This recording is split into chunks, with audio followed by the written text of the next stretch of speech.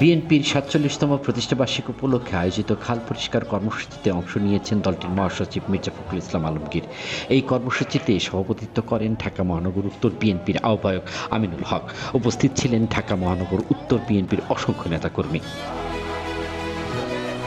পূর্ব ঘোষিত কর্মসূচির অংশ হিসেবে দুপুর থেকেই শত শত নেতাকর্মী খাল পরিষ্কার কর্মসূচিতে অংশগ্রহণ করতে শুরু করেন।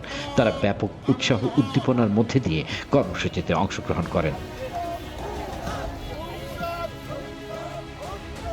২ সেপ্টেম্বর মঙ্গলবার বিকেল ৩টা থেকে সন্ধ্যা ৬টা পর্যন্ত রাজধানীর উত্তরার ১৫ নম্বর সেক্টরে ঢাকা মহানগর উত্তর বিএনপি আয়োজিত খাল পরিষ্কার কর্মসূচি অনুষ্ঠিত হয়। প্রতি বছর বর্ণাঢ্য শোভাযাত্রার মাধ্যমে বিএনপির প্রতিষ্ঠাবার্ষিকী পালিত হলেও এবার জনদুর্ভোগের কথা মাথায় রেখে ভিন্নধর্মী উদ্যোগ হিসেবে খাল পরিষ্কারের আয়োজন করা হয়। আমাদের বিএনপি ৪৭তম প্রতিষ্ঠাবার্ষিকী হচ্ছে এই দিন।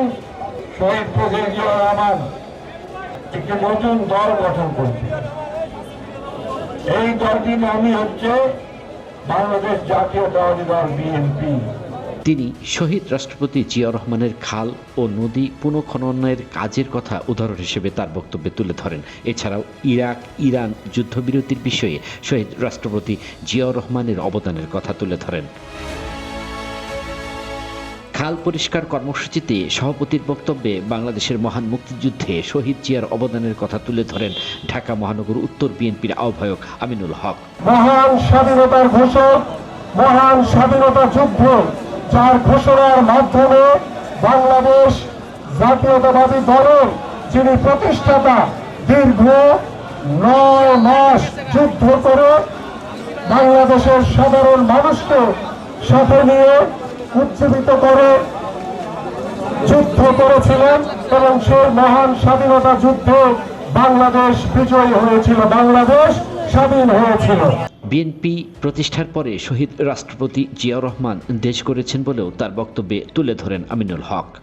আমরা সেই মহান নেতাকে কৃতজ্ঞ ধরেছি, স্মরণ করছি, যিনি জরাজীর্ণ যুদ্ধ বিধ্বস্ত একটি বাংলাদেশকে সমৃদ্ধশালী বাংলাদেশে পরিণত করার জন্য যিনি বাংলাদেশে বহুদলীয় গণতন্ত্র প্রবর্তনের মাধ্যমে আধুনিক বাংলাদেশ হিসেবে বাংলাদেশকে প্রতিষ্ঠিত করেছিলেন।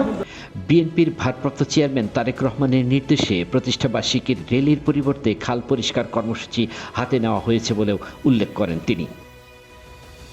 বিএনপির প্রতিষ্ঠাবার্ষিকী উপলক্ষে পূর্ব ঘোষিত ৭ দিনব্যাপী কর্মসূচিগুলো জনগণকে সাথে নিয়ে পালনের জন্য নেতাকর্মীদের প্রতি আহ্বান জানান তিনি। Captain's TV, Dhaka.